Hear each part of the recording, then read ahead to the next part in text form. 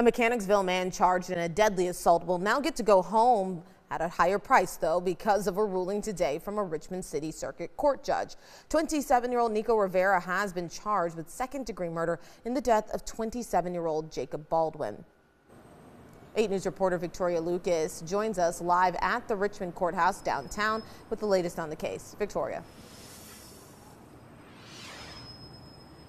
Deanna, good evening to you. And yes, a higher price indeed. Prosecutors wanted Nico Rivera's initial bond to be denied, but the latest judge's ruling didn't do that. Instead, raised the amount from $15,000 to $150,000. Now, Baldwin's parents did tell us that they're pleased with the bond increase, but do say that Rivera is responsible for their son's death and he needs to be held responsible. He's going to be in the comfort of his own bed with his family. You know, he's going to get to spend the holidays there and be comfortable. We're never going to get any time with our son again. And that's all because of his actions and his decisions. Reaction from Jacob Baldwin's parents after hearing the new bond terms of the suspect charged in the murder of their son.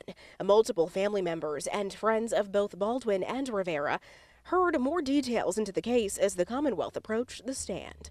The Commonwealth stating Jacob Baldwin and his friends were leaving a wedding before heading out to one bar and then in Suboca in the Scotts Addition area.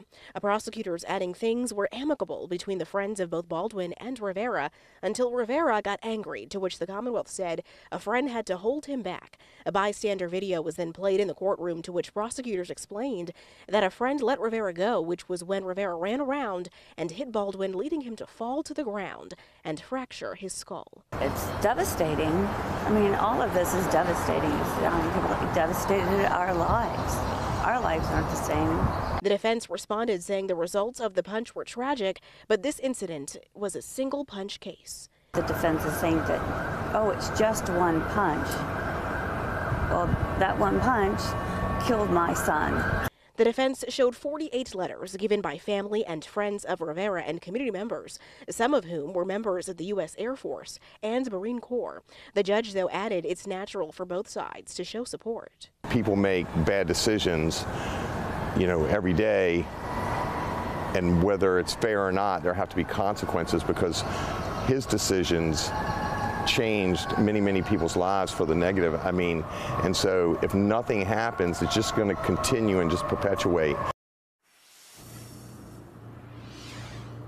And Rivera is also ordered to be on home electronic monitoring. That means he can't go anywhere unless it's for attorney appointments, medical appointments, or anything to do with his home electronic monitoring. And we did reach out to the defense, and they told us they and neither the Rivera family want to make a comment about the situation at this time. Live in Richmond, Victoria Lucas, 8 News.